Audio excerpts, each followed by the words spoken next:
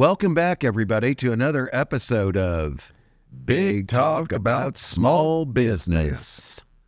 I'm here with my partner in crime, Eric Howerton. What's up, Mark? Everything's up, man. You've been dealing with some stuff, haven't you?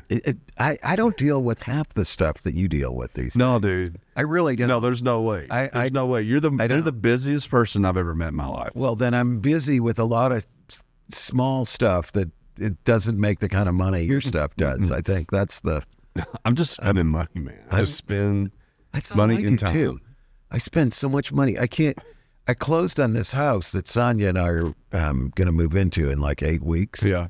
Closed on it on Wednesday. Thursday, I had about 15 guys working. I added it up. We've already spent $58,000 in a week. Okay? 58 grand in a week. I mean, I think that's a lot, don't you? No, that is a lot of money. I mean, a lot done, though. Have you? Yeah. So I want to talk about that because I think that what I actually was thinking about this just yesterday when you said that before, that the very next day you had all your subcontractors out at the property in one fell swoop one day. Yes, I did. How do you get everybody there at the same time? Well, you know, I used to be in that business. Yeah. Okay. It certainly helps. So you already have people on the Rolodex. You know who to call for certain things. Yeah, although some of our providers have changed since we got out of it. We're just doing our own projects, but basically that's what it is. And you know, my experience as a contractor is that if you give people work steadily, you just keep them busy on one job, from one job to the next.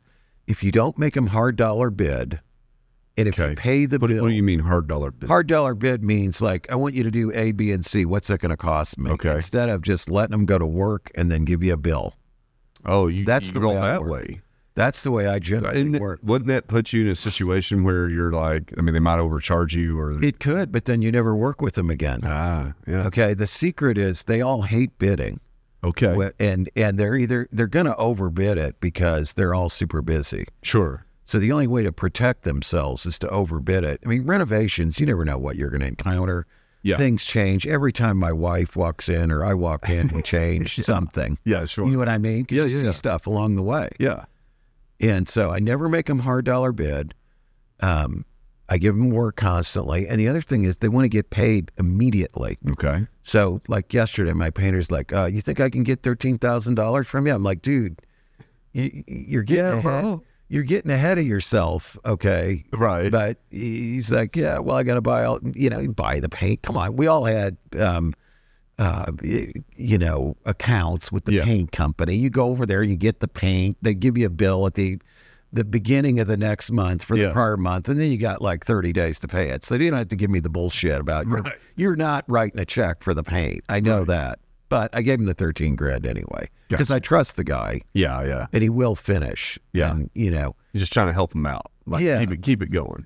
Yeah, but this is how I get fast service. Okay. That's the point of it. If you want people to jump through hoops, then you need to jump through hoops for them. Mm-hmm.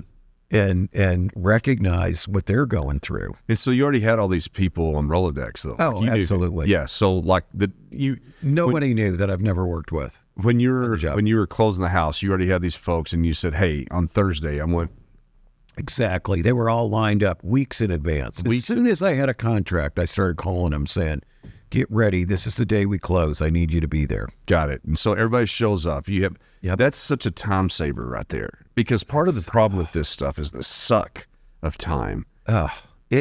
You cannot manage these jobs closely enough. I mean, that's the problem. Like, one of the reasons I got out of the business, aside from the fact that my wife hated it, which is a good enough reason, in itself, let's face it, you know her. Yeah. I mean, you don't want her to be unhappy. She's not going to forget what she told you yesterday. No, she won't forget what she told you like 6 years ago. Right. 10 years ago. Understood. But it's,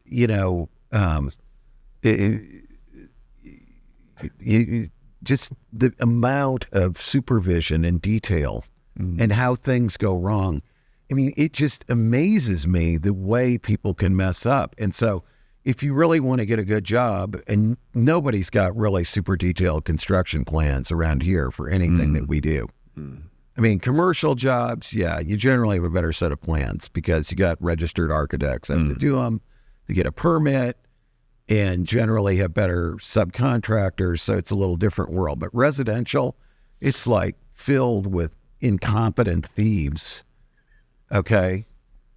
And so you don't have good plans. And then we don't necessarily have the best tradespeople either here, because this is not an old city where you've got like third generation carpenters and plumbers and stuff. You know what I mean? Yeah, it's been passed through families. The guy grows up learning it, all the bells and whistles. They're just starting a business. Yeah, exactly. It's like, well, I decided I'd make more money as an HVAC technician than I did working at the Superior Wheel Plant, and so they don't really know a lot, some of them. Right. And anyway, it just takes this amount of time to supervise. I mean, before, when we had our business, my carpenters told Sonia, well, Mark should come by 3 times a day. I'm like, first off, I'm traveling. I can't even go there every day.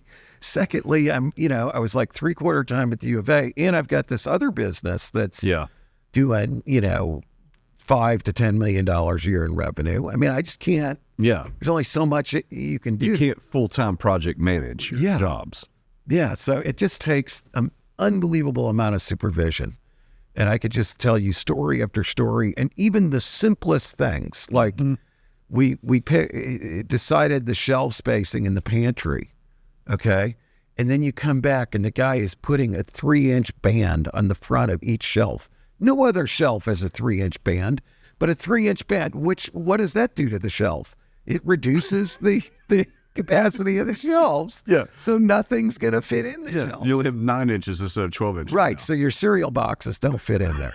Right. Okay. And I mean, I got to have my Sugar Pops and Lucky Charms and obvious Camp things. and Crunch and all that. And so you won't, unless you go by and you're managing this, like you're not going to see the mistakes. It's going to get too far down the road.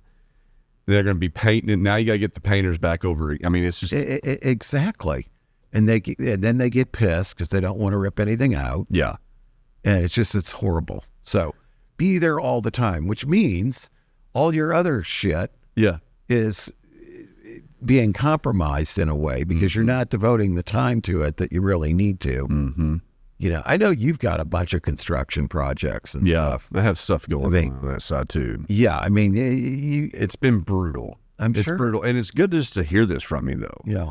Because, I mean, somebody like you that's been doing it for so many years, like I feel like here's the problem.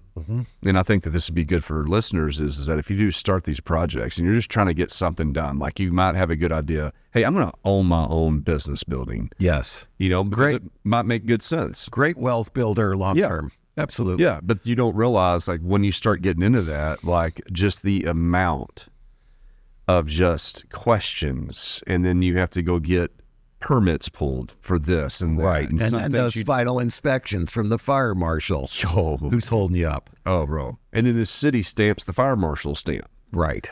And then they let you know you're finally in business. And that's been kind of my experience lately about the new studio we're doing. Yeah. Like, I mean, 3 months past what I thought that we should have been in the building. And that's costing a fortune. Of course it is. You're paying rent on the building all that time, and then your productivity's compromised. And then you're losing business opportunities, which is the biggest thing. Sure, the opportunity all cost. the excitement starts drilling down. Yes. And I just felt like I was an incompetent person because of that. You're not an incompetent person. It feels that way, though. Well, it's just, the problem is that most of your contractors are incompetent when you come down to it because they're not anticipating things. They go there, they do what they're going to do that day, and they're not looking ahead going, okay, I'm going to need this material. I better order it now because I need it in 3 weeks. And the last time I went there to get it, they told me it would be 3 weeks. Okay, they wait till the 3 weeks go by and they need it. And then they're like, oh, we don't have the material. It'll be 3 weeks. Yeah. I mean, it's just bad planning, not anticipating problems. Same thing with the fire marshal. Get all that scheduled. Yeah. So you know in advance. So who's responsible for that? Like, that's what I've do you have a general contractor? Like, no. Okay, you're the general contractor. I guess. I would just think, but I mean, I think that that's the thing is, right? Like, I mean, like who is, like in my business, Right. And what I've been doing, we have project managers that are, somebody is laying out the timeline. Yes. It's like a freaking Gantt chart. Yes. But I have yet to see a single Gantt chart from anybody in this industry. Nobody wants to own that, do they? Well, if you moved up the food chain to big commercial jobs, let's say you and I were going to go build a $10 million office building. Okay. Which if we ever do anything, we should look at, because there you can actually get a good general contractor. Well, first off, you'll have better architects and engineers. Okay. Because it's a bigger job. Then you get better contractors because it's a bigger job. They have professional management. Okay. So you'll have a really good set of plans and specs, and then you'll have a project manager. And then, if you pay your design professionals to do construction administration, then they're also looking out for your quality. And so when you say design professionals, it's your architect, that's your engineer. Architects and engineers, yeah. The soft, what you call the soft part of the whole construction thing. Yeah, which, I was in that business for years, of course, as an owner of some firms and everything. But then when I'm a developer, I hate to pay out a dime for soft costs. That's the other part, right? I'm sure you're the same way. Yeah. But if you don't have competent help there, then you end up paying for everything twice over anyway. So in that situation, like, who's this general contractor? Like, if I Googled right now, general contractor, Northwest Arkansas. Yeah. Well, you got to find somebody that does office build outs. That's what you did there. You're in an existing building, you're doing an office build out, and there will be firms that should pop up based on that. General contractor. Yep. Office build out. Rogers, Arkansas. I'm just going to do that. Mm-hmm. Here's my results. Commercial general contractor. Really. Crossland, Mark's Construction. Crossland, yeah, they could do it. I don't know Mark's Construction. It's not me. Then you got Yelp. Well, that's Angie List. No. Clark Contractors. And so Mr. Clean's Home. No. Sound like a general it sounds like they need some help with their Google. The Google results, search engine optimization. Yeah, little SEO needed there for GCs. And I mean, but is the GC like a Crossland? Is Crossland a general contractor? Yes, they're a general. They would be the managers. All kinds of other stuff. Yeah, they would be the managers of your job. They would, and they would hire the subs, and they would coordinate the job. Okay. Got you. So that's what I'm kind of figuring out is like a GC is actually baked in to they want to own the entire project. Yes. Then they're the GC. So they're subcontracting all the tradespeople, even the engineering and the architecture as well? No, that's if you go design build, then they would. Generally, that'd be like contractor-led design build, where they hire the architects and engineers too. Is that a good way to go? Or you could have architect led design build, where they hire the GC. It depends. I mean, the problem is, with design build, if you don't really know what the design details are, then it's up to them, and they can cut corners. That's the deficiency of design build. It's like, well, we thought you wanted this. If you have it designed, you've got a set of plans and specifications. The contractor has to build according to those. So it's almost best. Okay. Would you if we had a raw piece of land, right, and we wanted to build even in just a house or even a commercial building, would it be best to go to an architect day one? It probably. I mean, I'm not necessarily going to say for a house. It depends on the quality of the house you're going to build. You can't afford design professionals on a $250 a square foot subdivision house, probably. Okay. Why? Because they're going to be too expensive, and they're going to design it in such a way that it costs more than that to build. Mm-hmm. Okay. That's why you would probably just go get a builder, quote unquote, which is basically a design build contractor. So the builder that already has, that's your spec. They'd have a spec. Right. They generally would have like a spec and a budget. Yeah. Like they go, okay, well, the kitchen on this house, we're going to allot $35,000 for cabinets. Mm-hmm. Okay. Here's a preliminary design for the layout of it, not detailed. It's like a schematic design. Dude, that's what drives me crazy. Is like there's no detail. There's no spreadsheet for anything. Like as anybody that's going to build something, you cannot get your hands on anything that's got detailed spreadsheets of costs. Well, the GC doesn't want to give you a breakdown. That's part of the problem. Yeah. I mean, okay. They really don't. They want mystery in there because that's what their lifestyle is, right? I mean, it's their business. Right, and they want to have some latitude, okay, to move the money around. They would rather give you a quote based on a price per square foot and then budget it, or a hard dollar bid to build your house.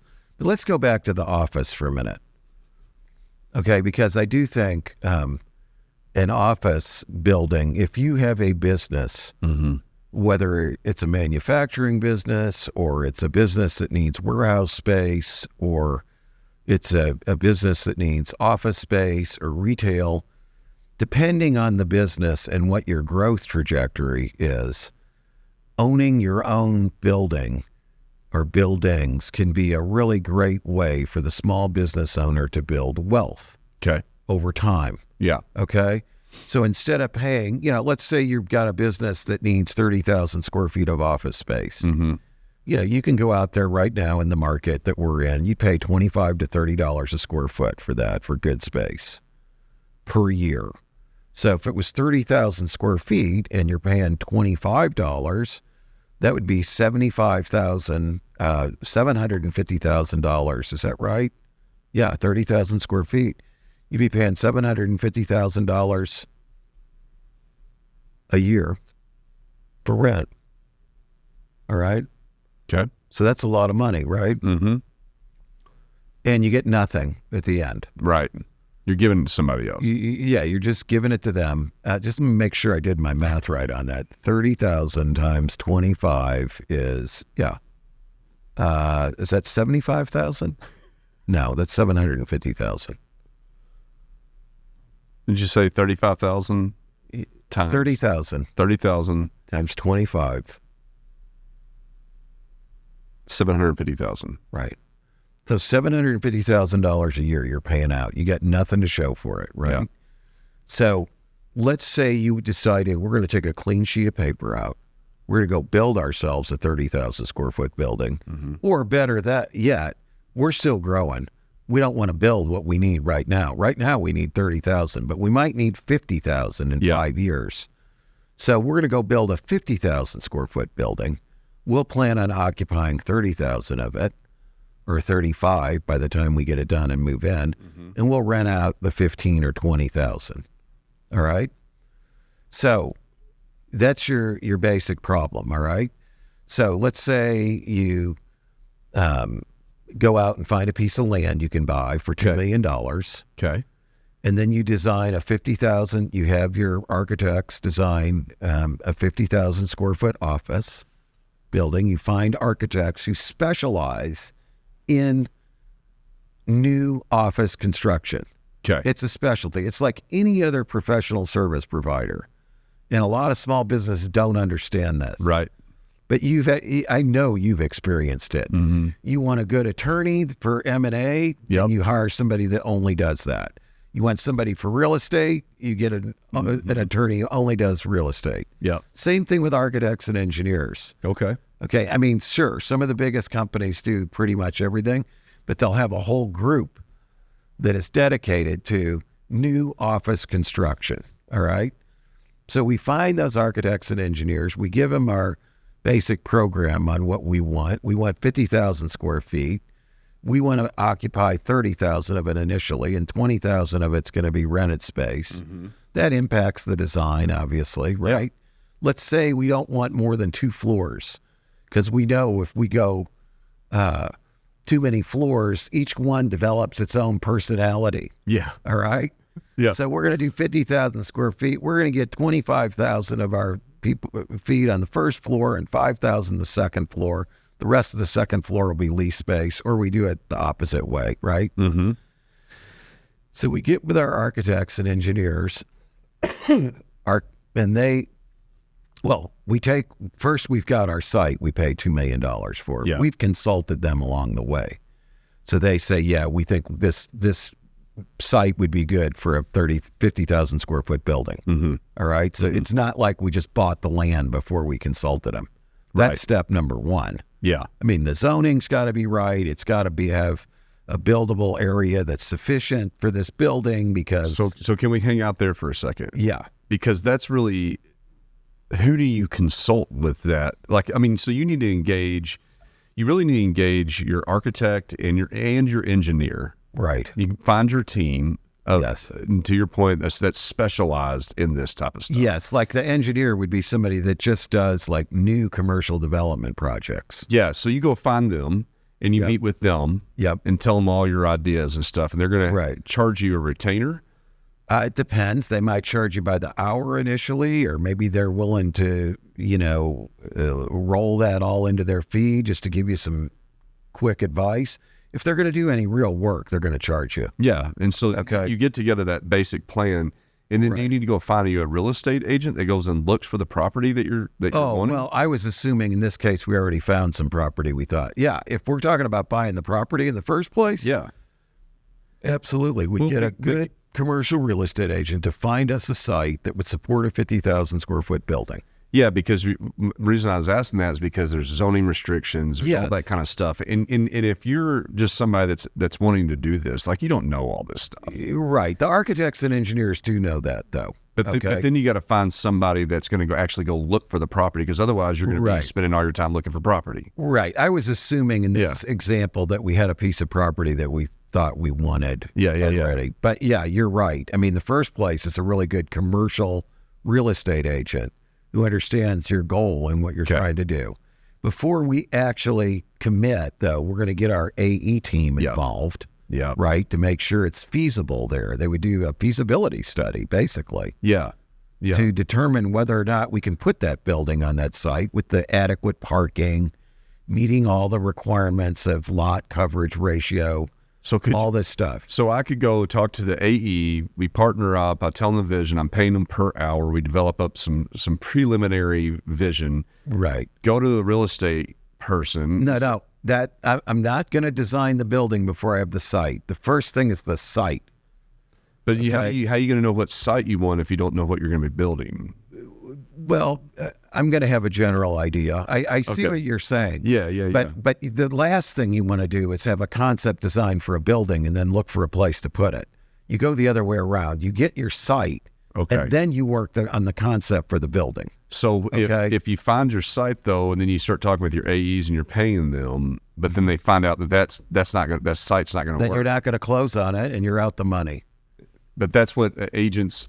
That's the reason they're built on more commission-based. They get that, right? Like they're always... Well, the agents, do they get that? Do they always know what's feasible there? No.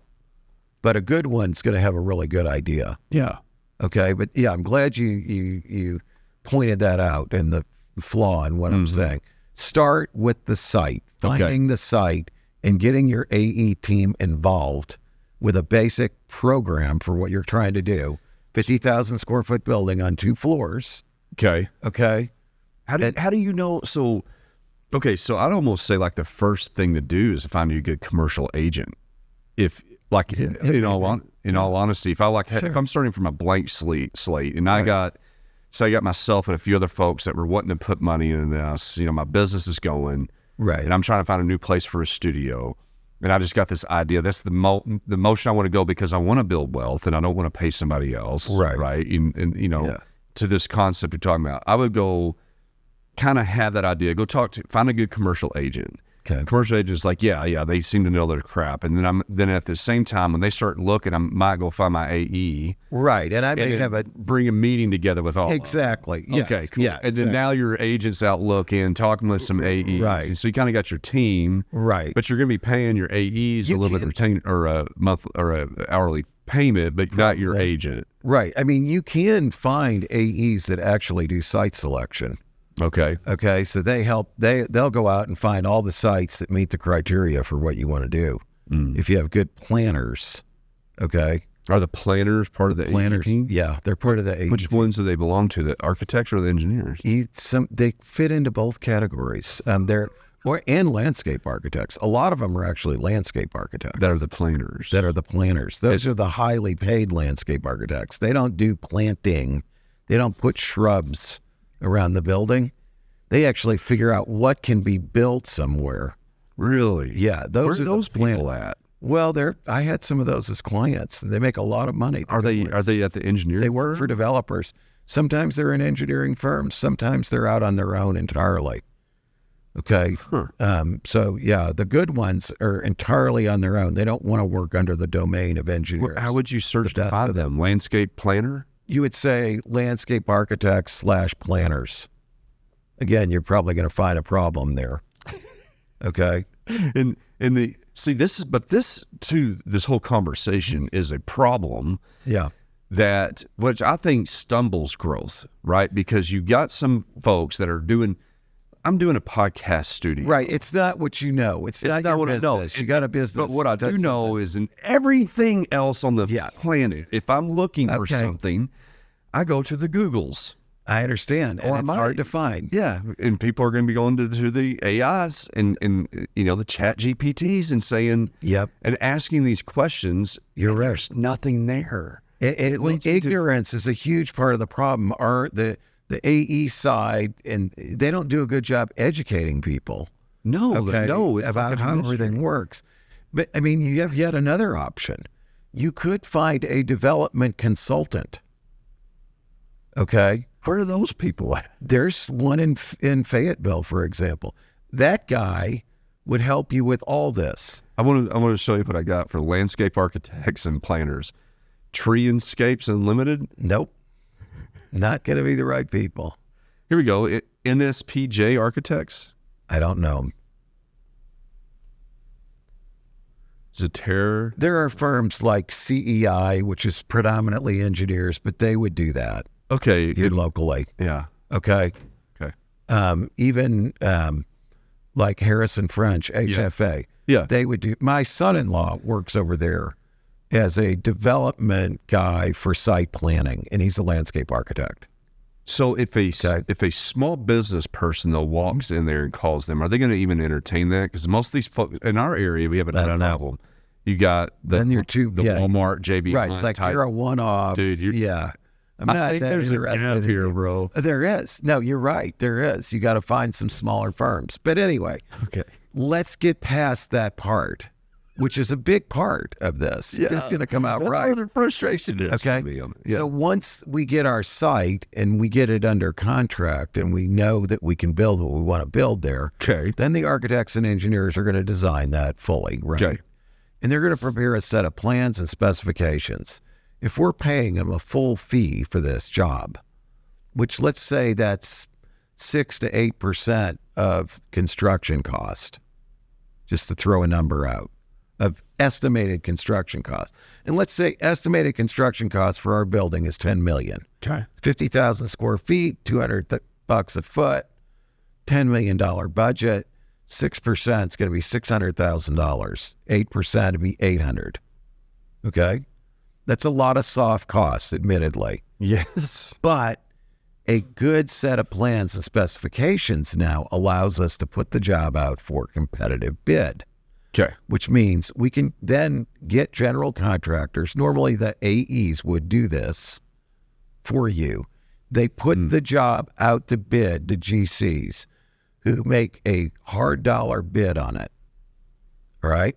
You know they're all bidding on the same thing. Put the bid out to GCs? Yeah, they would put the set of plans and specs out. They'd advertise. They're taking bids. So the GC general contractor, but that's right. A different type of GC than... No, that's a general contractor who specializes in doing office buildings.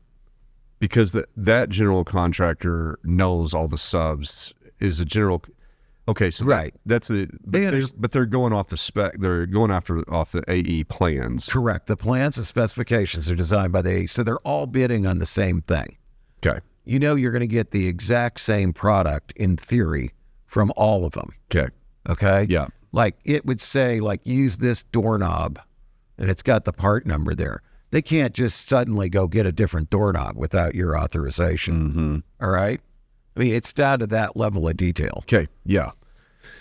So they put it out for, so your good plans and specifications allow you to hire a contractor and know what you're going to get in the end. Mm-hmm. And hopefully then, because you can put it out for competitive bids, you're going to save some money. Mm-hmm. You're going to recoup some of that $600,000 or $800,000 you spent. Because that's going to drive down the overall cost per square foot for that GC. Yeah. But but the AEs are not going to be incentivized by that dropping. The AEs have no incentive to do anything. But if I was an architect or engineer, I'd be like, this is going to be $250 a square foot. Right. And then I'm going to send it out to bid, and they're going to be ones collecting those bids. Right. Right. On my behalf as the owner. Right. I would argue all day long to go with the guy that came back at $230 a square foot versus the one at $150, because this one at $150 is incompetent from my perspective. Well, yeah, and you do that sometimes. A lot of times they'll throw out the low bid automatically, the lowest bid, especially if there's a big gap. Yeah, because you don't trust that. Right. Like the one company comes in at $8 million and the next one is $9,800,000. You'd probably throw the $8 million out, or figure out. You certainly want to talk with them.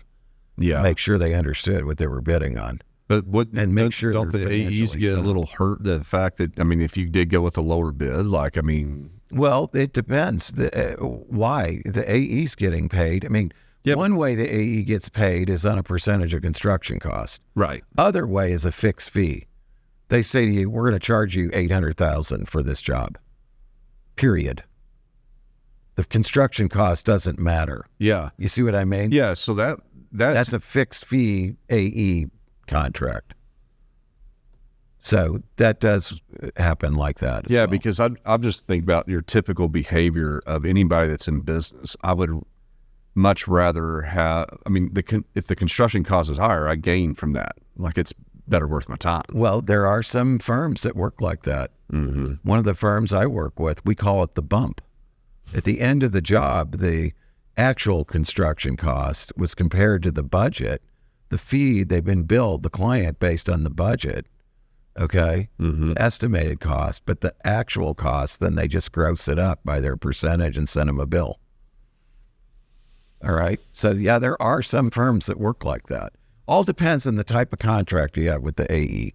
So, all right, so we were at the general contract. They send back the bid, but they're not sending back any detailed itemized bids. Like, that's where they may have itemized.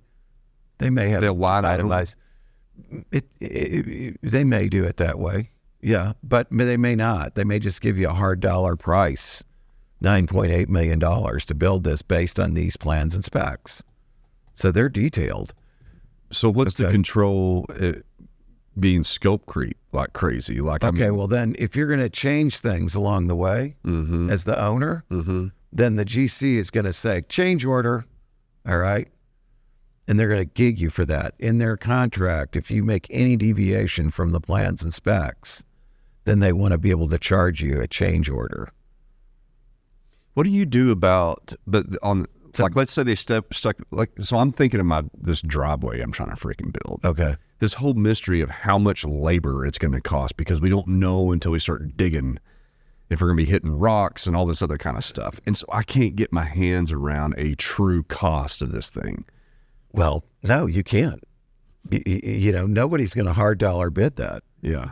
I mean, having a really good set of plans from the engineer would be a good start. Yeah, I have that. Okay. I have that. That's going to be a good start. But I mean, I think what you're finding is developing anything on a hillside is very expensive. Yeah. Okay. So, like, if I was out building new houses, why do you think the subdivision developers love all these flat lots? Mm-hmm. Those hillside lots I did behind Come and Go, those were so expensive to build. I mean, we couldn't put if you were going to build a $350,000 house, you'd have $200,000 in the foundation. Yeah. Because of all the site engineering and requirements of the city. Control yes, the drainage plan done by a professional engineer, the foundations designed by a structural engineer, geotech borings in order to make sure the foundation engineer can design it right. Then all the work to make the foundation. That was a brutal project for you, wasn't it? Yep. I lost money on every house I did there. But anyway, let's go back to our example. Okay. We got bids on this building now. Let's say they came in at $10 million. Okay. We then build the damn building. Okay. All right. Yeah. So how are we going to pay for that? Well, the first thing is we're going to get a construction loan based on our preliminary plans and specs and our construction cost estimate. let's say that we gave those plans and specs to our bank. We haven't got a hard dollar bid on it yet. Okay.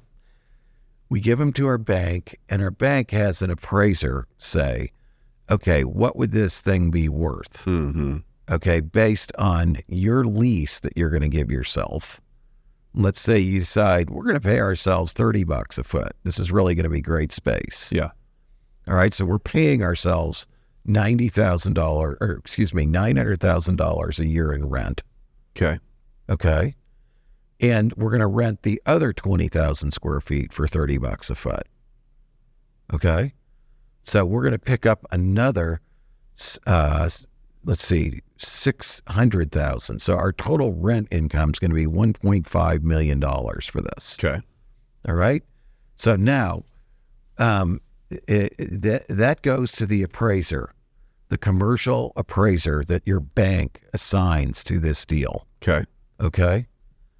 And so what's going to happen is now we have total income of $1.5 million, right? Mm-hmm.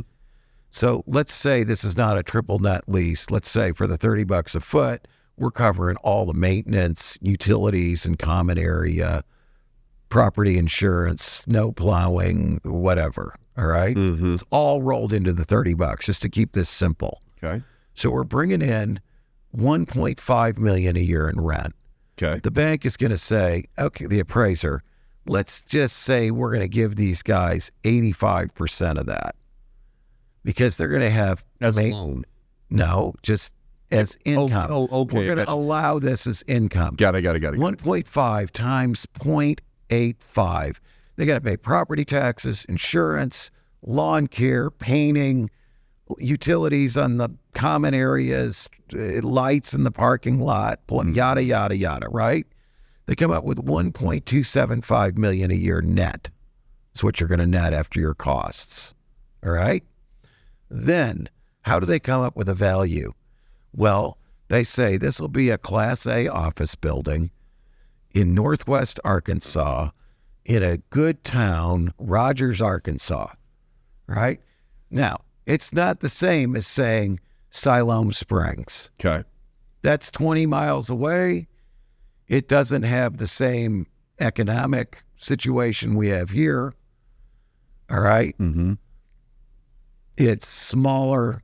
It's going to be riskier to build the building over there, that we'd find somebody who wants a 50,000 square foot building in Siloam than Rogers, where there's all these businesses flooding to the area. Mm-hmm.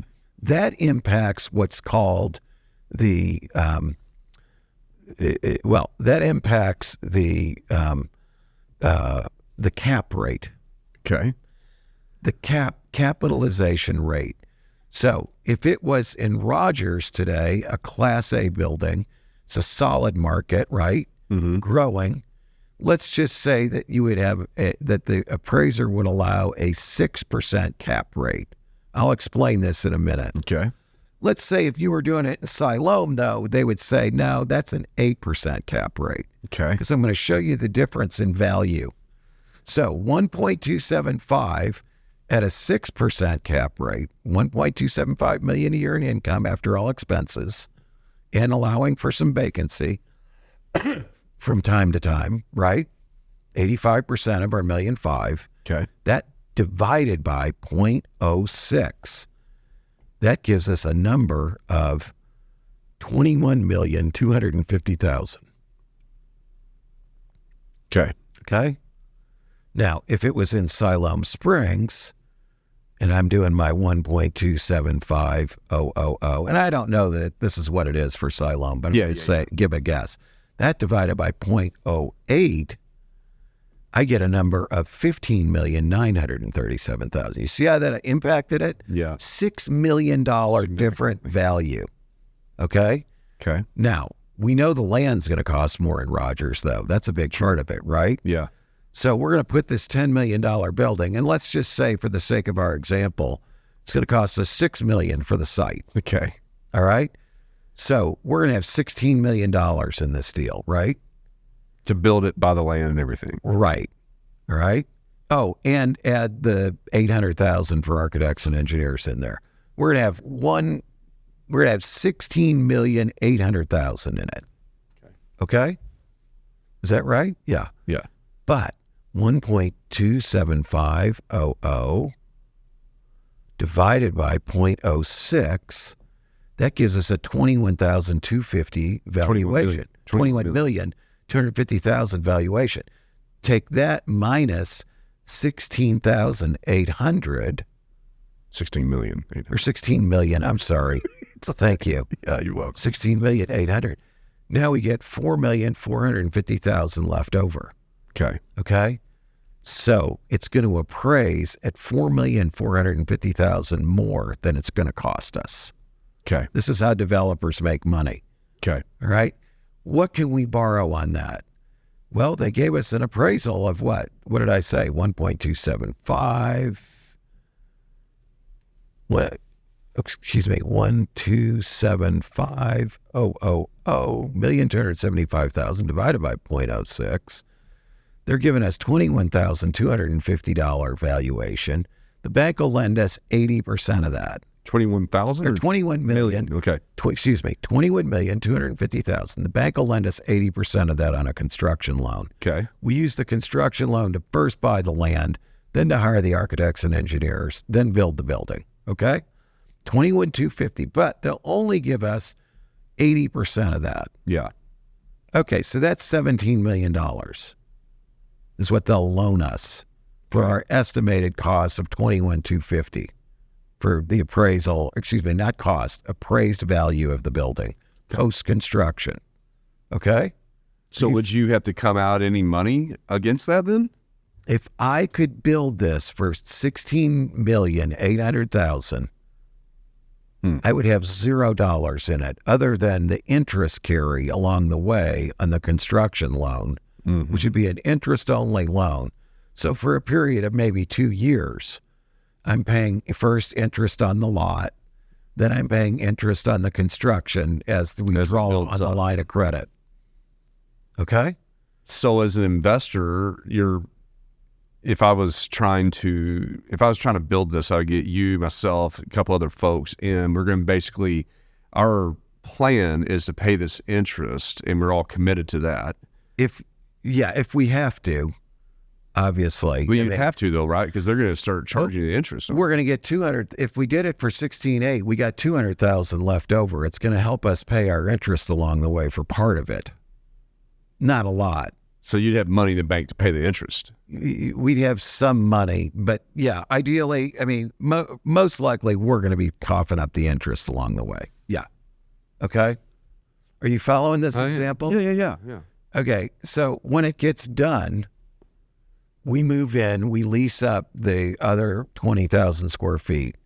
We then convert our construction loan that was $17 million into permanent financing. Mm-hmm. The appraiser who did the original pre-construction appraisal, the subject to improvement appraisal, will come out there and look at it. Good. Did these guys do what they said they would? Yep. Did they get the rents that they said they would? Well, we know they did because we're in control of our own lease, right? We leased it from ourselves. Right. Even if it's a separate entity, right? Yeah. So they go, yeah, they did all that. Okay, fine. So now we turn the $17 million construction loan into an amortizing 25-year commercial mortgage. Which is going to lower the, well, you're going to be paying principal. That is. Okay, go ahead. Sorry. Yeah. Let's say that's $17 million. And let's say today, at today's interest rates, maybe we can get that for 7.5. You'd be a really strong credit to get that. But let's say you could get that for $7.5 million or 7.5% rather interest. Mm-hmm. Okay. Now I'm going to see what I can get here if I can find us a loan calculator, and I'll tell you what the payments would be. Loan calculator. We know we're bringing in $1.5 million a year in rent, less the $225. So we're bringing in a net of $1,275,000, right? Mm-hmm. So let's take a look at our loan here. So we've got a loan for $17 million. And let's say we got it on a 25-year term. Okay. Which would be high for commercial, though, wouldn't it? No, you can get commercial for 25 years. Okay. Most of mine, I had 25 years, sometimes 20, but mostly 25. All right. And our interest rate is 7.5. We're strong. The bank likes us. They're going to give us a deal. All right. My point is, so we're going to have a payment, though. Yeah. Okay. And hopefully that payment is not greater than our lease rate. Our lease rate after all of our expenses. Now, at these high interest rates that we have today, it is a little harder than it was a few years ago, where you could get everything for 3.5%. Yeah. Okay. Are you understanding how people do this thing? Yeah. Yeah. This is how it's done. You know, everybody's like, well, I don't have the 20%. You don't need the 20%. You just need the credit. Exactly. You need the credit. You need some collateral, or the bank is using the land and the property and all that value. Yeah, that's the collateral. That's the collateral. But you can't just walk it. Like, you have to have some sort of esteem to the bank in order to do this, though, right? I mean, sure, right? I mean, yeah. Like, you can't just. I guess you have to build slowly and have a relationship with the bank to kind of build yourself up to have that credibility. Yes. To get into that. Yes. I always had really good credit. So even if I didn't have any cash, I always had really good credit. Yeah. I could go borrow $20 million. Mm-hmm. Okay. Or more. On a piece of property. Yeah. On real estate. Yeah. Because but as you said, I did build that up over time, and the banks had faith in me because I'd done this a lot. Mm-hmm. You see, okay, now I'm getting close now. Annual interest rate 7.5, amortization term 25, and calculate. Okay, so this comes out with payments of $125,628. All right, a month per month. That includes principal and interest. Yeah, that includes principal and it. So basically, if we had it fully leased out and we weren't paying any maintenance expenses at all, we would make the we would be bringing in the rent that would cover the principal and interest, and we'd be paying the maintenance out of our pocket. So maybe we need to charge ourselves a little more rent. Mm-hmm. Okay, maybe we make ourselves pay the TII or whatever it's whatever they call it, and that includes a factor for the insurance, property taxes, maintenance, and everything else. Maybe that's another percentage on top of our rent. Like move to the triple net scenario, right? Yeah. So it's on top of this. Right, to cover it. So if we did that, then we would be able to pay for the whole deal. And kind of have a little cash flow on it, so you're making some income. Right. We wouldn't really be making money, though. We'd just be covering our note. And the reason you want to do that, because it eventually well, here's how this benefits us. Let's say that you and I were the primary owners of the business that's going to use this space. Okay. All right. And you and I are the owners of the building corporation, right? Mm-hmm. So we've got this $22,500,000 building that we can depreciate over, let's say, 27 and a half years or whatever the allotted schedule is. I don't remember. I'm not a CPA. Let's just say, for the sake of example, it's 27 and a half years. That means that we are going to shelter about $900,000 of our income annually. So you own half the building, I own half the building. You get a statement that says $450,000. I get one that says $450,000 loss. Let's say we each made $1 million in our business for that year. $450,000 of our income just goes away. Yeah, and you don't pay taxes. Pay zero tax on it. Meanwhile, this building is growing in value. Depreciating. So it's depreciating for tax purposes, but it's appreciating. So let's say we're there for 25 years. Even if we sell our business, we rent it out to the new owners, or maybe the firm we had eventually moves out. We rent the whole thing out to different people. Over time, we escalate our rents. Over time, our value goes up based on those higher rents. 25 years later, let's just say, for the sake of example, now instead of a $22 million building, we've got a $66 million building, and it's paid off. Okay? Now you're cash flowing, plus you have that huge asset. Huge asset. That's how you get rich over time as a small business, by owning the real estate. It's a tax strategy. It's also a wealth building strategy. Okay? Yeah. Now, the problem is when you go to sell the building, you've got a huge gain, obviously. Okay? Yeah. And then you got a huge tax burden. So that's why a lot of people, let's say at the end of 25 years, we got this building, it's paid off. You and I both say, we don't want this thing anymore. We sell it for the 66 million or whatever we get out of it.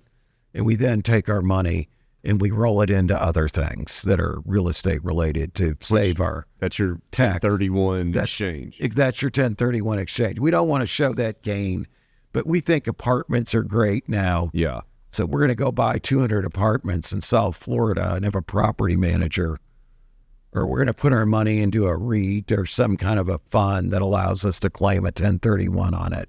To a REIT? Did you say REIT? Real Estate Investment Trust. Got it. Okay. Then we just have a portion of a bunch of properties out there, okay, that somebody's managing as a portfolio. That can invest in other real estate. Like you can basically become a minority shareholder in a bunch of other real estate. Exactly. There are ways, I believe, and again, I'm not a CPA, but to get your 1031 money by doing that. Okay. Yeah, because I think that part of this too, I mean, like when you start talking about getting into estate planning, right? I mean, like we may not want, like, I mean, if we pass away and our family gets that through the trust or whatever, like they may want to be cashing out. Yeah. But if you did cash out on that, you would get hit with a capital gains tax of significant, which is 25% right now? 26? I don't know. It changes every year. There's some kind of a scale, but I don't know what it is right now. 25%. Somewhere in that domain. Yeah. I mean, this building we just sold, we're going to get hit with $440,000 tax bill.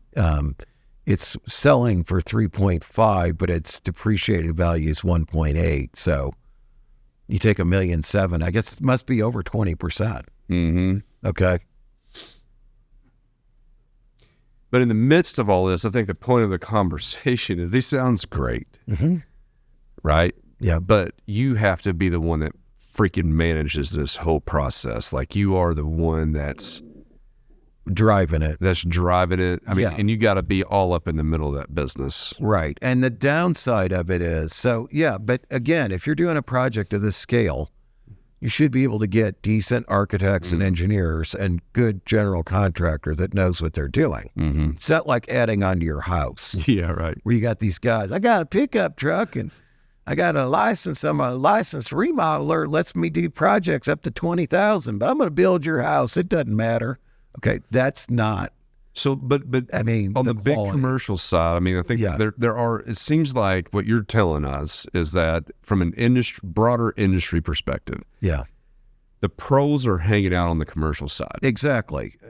On the residential side, so now we're talking about something different. But there's a lot of folks that want to get into residential, or I mean, even personal type stuff, or they're wanting to get into residential investing. Right. That seems like that is the Wild West. No one has a freaking spreadsheet. No one's really GCing that at all. If I'm wanting to remodel my house, or if I want to buy, if they are, the cost is so high that it's hard for you to make money on it. I mean, there are people who just hire GCs to do everything. Yeah, but then that's going to graduate your cost per square foot. Yeah, and you're going to kill your you're probably going to lose some money, because it's going to cost you more. Because the GC is getting paid roughly 15 to 20% of the project cost on top of what they are paying. on top of what they're paying. Right. So like some residential builders were cost plus. The way we did it, only way we did it was cost plus. We never gave a hard dollar bid. So we would give you the invoice from the sub and mark it up by 20%. And that was our fee. So if it's a $500,000 job, we're getting paid $600,000. We make $100,000. Yeah. Okay. But that's graduate. I mean, for the more owner, you spend, the more we get. And everybody's incentivized to spend more money. They are, but that unless they all are, yes. So that would cause me to go, I'm not gonna like that. I'm not gonna get the general contractor. I'll be the general contractor. Bingo. Now we're back to your driveway. But I think that what I've your struggled $500,000 driveway. what I've struggled with is like, I'm just so used to in business, somebody having a pro forma, some sort of spreadsheet that's itemizing the costs, and I can see what I'm paying for. I always did an estimate for clients. If I was doing it on a cost plus, it would have a breakdown in it. Okay, but it's an estimate. You're not gonna engage in that estimate unless you got the job, right? You're not gonna go spend your time as a GC. Well, I got paid for that. We charge for design and cost estimating, then we charge 20% on top of the construction. We were design build. So there are people that might be out there that you could pay just to have this like a pro forma correct done about the project. Yes, there are. Yeah, we charge for that. What did you charge? It just depended. It was a flat fee based on the complexity of the job. I hated doing cost estimates, so therefore they're going to pay. Yeah. Okay. We had in-house architecture. We were really a design build firm. Yeah. Okay. But how sophisticated is that estimation, though? I mean, like, because I'm just thinking, like, again, like, here's where my gap of understanding. Okay. That's where my frustration lies. Is like I can't seem to find any truth or accuracy in any of this. Here's the reason why you can't, because we don't know with certainty. When we call Jose to give us a bid on your driveway, we think we know what you want for your driveway. We don't have great plans on your residential job typically. We don't know what we're going to encounter out there. We don't even know what the price of concrete is today because it's changing all the time. Okay? We don't even know if Jose is going to be able to get concrete. Is there not a freaking software for this stuff, man? I'm sure there are people that do it. I constantly get emails from people in India and stuff who want to do my cost estimating, but I don't trust them. Okay? And I know it's going to be garbage. Yeah. So you just have to, a lot of it is just based on a really good experienced GC/home builder is going to have a pretty good idea of what things cost based on certain rules of thumb. Yeah, which then therefore puts the knowledge back in this person's head, and where you have to have, as an owner, an investor, you have to have a level of trust. You do. With that individual person. Right. And that's to not freaking take you to the bank or have an absolutely devastating project. Here's the truth. No, you do have to have trust. And like, so let's say I was doing a job. I'm building a new house for you. I'm charging you 20%. Okay. Yeah. They go, geez, that's a lot of money, Mark, whatever. Okay. Right. But then you do some research and find out that A, the people that have our stuff like it. Mm-hmm. It holds up. B, if there's a problem, we're fixing it. Mm-hmm. C, we're generally pretty good on our cost estimating. Okay. You'd find that out by talking with people, right? That and in D, the turn time. D, we're going to get it done. The turn time is what is killing me in all this stuff. Yeah, because every month is more money. Right. I mean, like, and I think that's where, to me, like, a lot of this stuff, like, just... Well, and it gets brutal, man. In the old days, we used to say price, schedule, quality, pick any two. Yeah. In other words, I can give you a good price and I could maybe hit your schedule, but the quality is going to suck. Or I can give you quality and schedule, but your price is going to be high. You see what I mean? Yeah, man. But yes, you're absolutely right. So you got to have a relationship of trust. But here's the thing I used to tell clients, and this is not bullshit. It's true. So let's say I'm charging you 20% to do what I'm doing. You're actually not paying 20%. You know why? Why? Because I'm going to get that plumber cheaper than you are because he works for me every day. He's going to give me a lower price than you. He knows I'm going to have my site prepped. It's going to be clean. I'm going to take care of them. But you're not going to pad that, though? No, I'm not padding. And whatever the cost of the plumber, you're going to pay 20%. I'm going to give you the backup. Okay? So I'm going to get my painter cheaper than you are, because my painter doesn't know how to market. He doesn't want.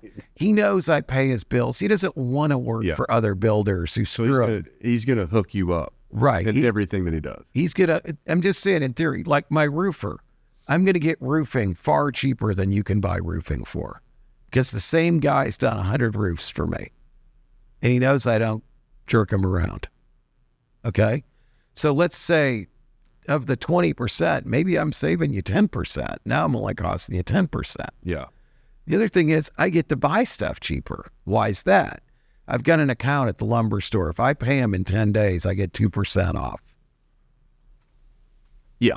Okay, so I could save you another 2% there. You're not going to get that as a homeowner. You see what I mean? Yeah, you go down to Home Depot and you're paying full retail. Right. So I've got a commercial account at Wayfair. Even if you like order lights or plumbing, whatever, I get it cheaper. So how does our audience get in touch with you for their next project? Do not call me. I mean, the business 20 years ago, it used to really be fun. We did one project at a time. I had my own carpenters. Everything was great. When I met you, you were rocking and rolling. Yeah, we were. But that was fun for you then. It was fun doing $5-10 million a year in revenue and doing really high quality. What really hurt us was when I came back to Zweig Group. Yeah. And then my lead carpenter died a couple of years later. Yeah, Jack. That hurt everything. Okay, because you had somebody as a GC. You had a carpenter. I had a superintendent, Jack. That was a really good carpenter. Dude, he was. I mean, he was a cool dude. Anything. Jack, it'd be like, he was such a positive guy. Like, you'd say, Jack, can we do that? Oh, yeah, we can do that. I mean, the whole house is like falling off its foundations, 7 inches out of level. We have to jack the whole thing up, dig everything out, pour a footing, and put a foundation under it, and lower it back down. Sure, we can do that while the house is falling apart. You know, no problem. I mean, he just never broke a sweat. He was a positive, can-do guy. Get it done. Yeah. You know, the central theme of what we're talking about today is what we've talked about in basically every episode. It's about good people, man. Oh, man, I'm telling you. That's all the businesses are, period. It's good people. It's so true. I saw something on LinkedIn today that was like, as a startup, what's the most important thing? You know, your lender, your investors, your customers, your people. I said people. Yeah. I was in the minority. With the good people, you can overcome anything. You really can. And that doesn't mean finding the brightest, smartest person that's ever existed. Actually, that's I mean, I don't know, we can have an episode about that. Well, we need to talk about what kind of people we really want in our businesses. I can tell you, I can answer that real quick. Okay. Attitude, good folks with good attitude, just like you're talking about Jack. Positivity, can do, get her done. Can do is everything. It is, man. I'm very frustrated with somebody. I'm not going to mention who. Because they'll listen and then say it's them. Yeah. But they'll give you every reason why you can't do something. I can't. And I'm absolutely at my limit. They even to the point where they start forgetting whose team they're on. Totally. Okay? It's like I'm on the enemy is outside the company, not inside. That's right. So, and folks got to, you know, there's I have some examples too, and I won't mention too much, but people can get too wrapped up into the black and white, the pressure of business, and shut their door. I've seen people change, like legitimately change, and they get wrapped up and they lost their luster of life. And they discount that value to the other people in the organization. That's the problem, is their cancer. Their attitude spreads to other people. It's like, well, maybe I can't do it. Maybe management really is screwed up. Maybe management doesn't know what they're doing. Maybe management's going the wrong way, okay? And that skepticism, and I'm smarter than you, is a big problem. Dude, I tell you, like, it is, and it's not that hard to just laughter. Yeah. Having fun. You were the best at that. Thanks, man. It's always fun with you. Like, I'm just, but you're also serious as hell. Yeah, but I have realized, like, to walk in a room in every circumstance possible, to have a little bit of laughter and smiling is what it's all freaking about. I am with you 100%. Man. I'm so with you. That's why it was so much fun to work with you. Yeah, man. Because we always, freaking. I mean, it didn't matter what the hell was going on. The whole world's coming in. We owe so much to so many, right? But we still freaking laugh, right? It's just it's almost like this whole episode. Like, I'm sitting here dealing with this other stuff. Yeah. Come here to Big Talk, and I'll actually consider it therapeutic. Because we can have a real conversation, and I'm feeling like a freaking human again. I wish we could carry this conversation on longer. We're going to have to pick it up again, because I do want to talk about employees. Okay. And I think it'll be good for some people to listen. Yes. If they want to get ahead and maybe be a firm owner or entrepreneur someday. I think we can help them. I think so too. You know? I think so too. But now we're out of time. And I got to go meet an electrician. Damn it. On my job site. So anyway, well, listen, everybody. We appreciate your tuning in. Yes. Please check us out at www.bigtalkaboutsmallbusiness.com. There's a dot in there after the W. Oh, sorry. Yeah. No, it's okay. And I'm not here to judge you. Bigtalkaboutsmallbusiness.com. We still are looking for sponsors who have an interest in putting out some good information to small businesses. Please help us with sponsors. Somebody please sponsor. We'll probably keep doing it, though. We're going to do it anyway. Right. You can ride along with the cool factor, though. You could, if you could. Home Depot should sponsor this episode. Somebody like that should. But anyway, so we really appreciate your tuning in, and we will see you next week on another episode of Big Talk About Small Business. Thank y'all.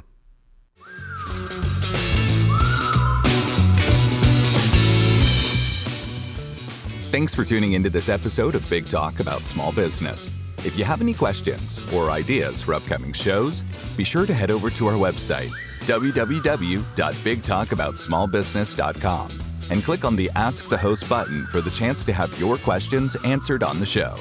Stay connected with us on LinkedIn at Big Talk About Small Business.